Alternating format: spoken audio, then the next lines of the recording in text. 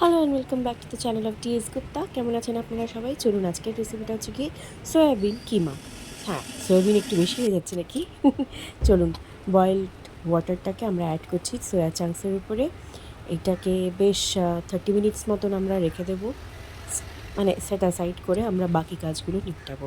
যেমন কি কিমা বানানোর জন্য একটু আলুর দরকার, একটু পেঁয়াজ দরকার, রসুন আদা। তো এটা ঢেকে দিয়ে দেখুন আমার আলু কাটাও হয়ে গেছিলো ছোটো ছোটো পিস করে। এদিকে আমি কিমার জন্য সয়াবিনগুলোকে অ্যাড করব, সোকড সয়াবিনগুলোকে অ্যাড করছি, অনিয়ন, গার্লিক, চিলি আর জিঞ্জারের সাথে। আপনারা চাইলে একটু নুন আর অন্য ধরনের মশলাও অ্যাড করতে পারেন, আমি করিনি। আর আমি এক্সট্রা আরও পেঁয়াজ কুচিয়ে রেখেছিলাম ঝোলটার জন্য। তো দেখুন পুরো মিহি পেস্ট হয়ে গেছে, যদিও এটা না একটু উপর থেকে শ্যুট করছিলাম। এখানে দেখে নিন মশালা, আমি স্পেশাল মশালা কী বানিয়েছি।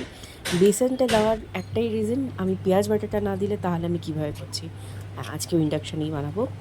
তো আসুন, 3 টেবিল স্পুন তেল দিয়ে গরম করে হিট করে একটু আমরা আলুগুলোকে সাঁতলাবো, একটু হলুদ দিয়ে দেবো, তাহলে কালারটা ধরে নেয়। আর সিদ্ধ হতেও, মানে ফ্রাই হতে বা সিদ্ধ হতেও একটু টাইমটা কম লাগে। তো ভালো করে হাত নাড়িয়ে নাচিয়ে আমরা পটেটোসগুলোকে একটু হাই আঁচে রাখছি। আর ভাবলাম একটা কথা শেয়ার করব। এই যে আমরা মাছ, মাংস, ডিম রোজই মনে হয় প্রায় খেতে থাকি, তার জায়গায় যদি আমরা সয়াবিনটাকে কখনো একটু অ্যাডাপ্ট করি আমাদের ডায়েটে, আপনারা কি জানেন? যারা জানেন না তাদের জন্য বলছি, সয়াবিন কিন্তু খুব ভালো হয় হেলথের জন্যে। হ্যাঁ, একটু স্পাইসি করে বানালে খেতে স্বাদ আসবে। নন বেঙ্গলিরা দেখবেন সয়া চাপ বানায়, সয়া চাপ স্টিক বানায়। তো আমি ভাবলাম আজকে কিমা বানিয়ে দেখাই আপনাদের সাথে, কি বলেন? হ্যাঁ, মাংসের মতন হয়তো আমি করতে পারছি না, কিন্তু ঘরোয়া রান্নার মধ্যে আপনারা এগুলো ডেফিনেটলি ট্রাই করতে পারেন। যারা ফার্স্ট টাইম কুকিং করছো, যাদের বিভিন্ন ধরনের চ্যালেঞ্জেস আছে লাইফে, তারা একবার এটা ট্রাই করে দেখতে পারে। এবং যারা वेजिटेरियंस ताराও ट्राई करते पारबेन। जी हाँ, वेजिटेरियंस लोग के लिए तो ये बहुत ही अच्छी रेसिपी है, सोया का कीमा। तो उसके लिए आलू तल लिए हम लोगों ने ऐसे ही छोटे छोटे पीसेस करके।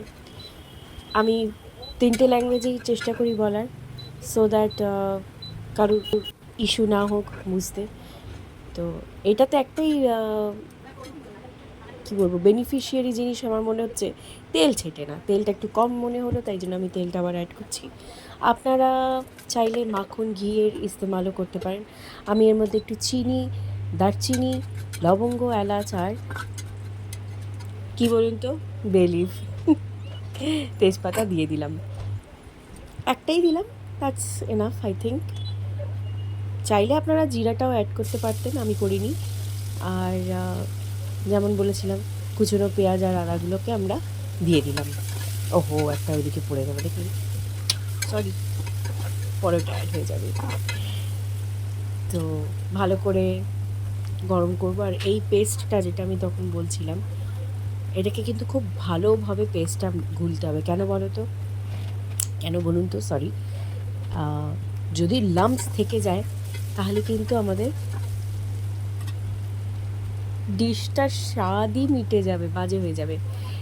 তো ঠিক করে এবার আমি জিঞ্জার গার্লিক পেস্টও দিয়ে দিচ্ছি। যতক্ষণ আমরা ফ্রাই করছি অনিয়ন্সগুলো, আস্তে আস্তে আমরা এগুলোকে একটু মিক্স করে, হ্যাঁ লেগে যাচ্ছে, চিন্তা নেই, হাই আছে রাখা আছে, ওগুলো সব ঠিক হয়ে যাবে। তো পেস্টটা বানিয়ে নিলে স্বাদের জন্য খুব ভালো হবে। এবার আমি এই পেস্টটা দিয়ে দিলাম। দেখছেন কালারটা, দেখছেন তো পেস্টের? আপনারা যদি মানে সুখা টাইপ কিমা পছন্দ করেন, তাহলে খুব একটা বেশি জল দেবেন না।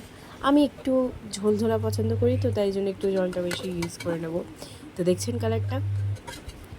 চাইলে এই মশালা আরেকটু বেশি বানানো যায়, কিন্তু আমার দরকার নেই অত। সয়াবিনই তো এইটুকুনি ছিল। এবার আপনারা দেখতে পারবেন আমার সয়াবিনের যে কনসিস্টেন্সিটা অ্যাজ কিমা, সেটা কি মিহি পেস্ট হয়ে গেছে এই চপারে।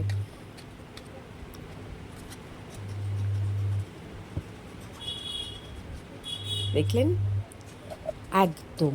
ওগুলো রসুনের কোয়াগুলো মানে কাটা রসুনের কোয়াগুলো আছে, আদা চিলিজ সবই আছে। তো এবার এগুলোকে ব্যাস ভালো করে মশলার সাথে মাখাতে হবে, যত টাইম দিতে পারো ভালো। আমি যেহেতু গ্যাসে বানাতে কমফর্টেবল, তো এটাতে আমার একটু স্টাডি হতে অসুবিধা হচ্ছিল, but I think it's manageable. যতটা বেশি টাইম দেবে, ঘি বাটার এইসব রান্নাতে একটু দিতে হয়। আমি আজকে দিচ্ছি না, কারণ নানা বাড়িতে আছে সেটা নয়, কিন্তু আমি ভাবলাম যে একটু নর্মালভাবেও রান্না করে দেখি। সবসময় ঘি বাটার ইজন্ট দ্যাট গুড? তো এটাতে আমি একটু কিন্তু তেল দেবো। দেখছেন তো আমি কী সুন্দর ওইগুলোকে মিক্স করতে করতে সরিয়ে নিচ্ছি। আর এটাই নিয়ম, পোড়া লাগতে দেবো না। একটু লাগলেও সেটাকে আবার ঠিক মানিয়ে গুছিয়ে নেবো। আপনারা চাইলে, এটা অ্যাডিশনাল কথা, চাইলে একটু দই ফেটিয়ে যদি অ্যাড করেন, ওটার টেস্ট আরও দারুণ হয়ে যাবে। আগে হ্যাঁ, আরও দারুণ হয়ে যাবে। আমি দিইনি, আমি আপনাদেরকে জাস্ট জানিয়ে রাখছি। এবার একটুখানি জলটা দিয়ে দিলাম, কারণ মিক্স করতে হলে দেখছি যে বেশ পোড়া পোড়া লেগেই যাচ্ছে সমানে।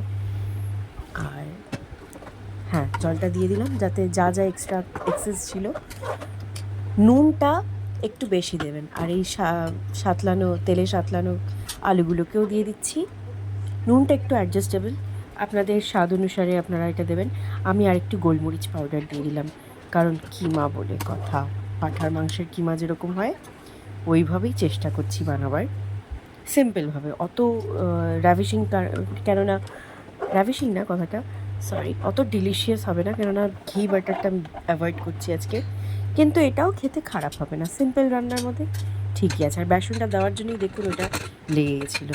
তো এবার এটা স্টিম হোক। এবার দেখুন তো, দেখছেন কালারটা ঠিকই আছে না? ঘিটা দিলে আরেকটু গাঢ় রং হবে। তো এখানে রাইস, কিউকাম্বার, উফ আমার জিভে জল চলে আসছে, আর এই কিমা, সোয়ার কিমা, খেতে নো ডাউট ভালো লাগছে। রেসিপিটা প্লিজ ট্রাই করবেন, আর খেয়ে জানাবেন যে কেমন লাগলো। আমি এর সাথে একটু আমের আচার নিয়ে নিলাম, আমার মায়ের বানানো, আমার খুব ভালো লাগে এই ঝাল ঝাল আচার। এবার দেখুন ছটকে মেখে খেতে হবে। একটু এই সবকটা জিনিস নিয়ে খেয়ে দেখি তো কেমন লাগে।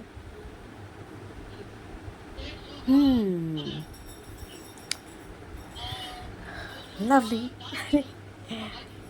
একটু শশাটাও নিয়ে দেখি, বিকজ উইন্টার চলে আসে, আর স্যালাড জিনিসটা একটু ভালোই লাগে বেশ। তোমরা ট্রাই করো, সাবস্ক্রাইব করো আমার চ্যানেলটাকে, লাইক করো ভিডিওটাকে। Thanks for watching, bye, take care.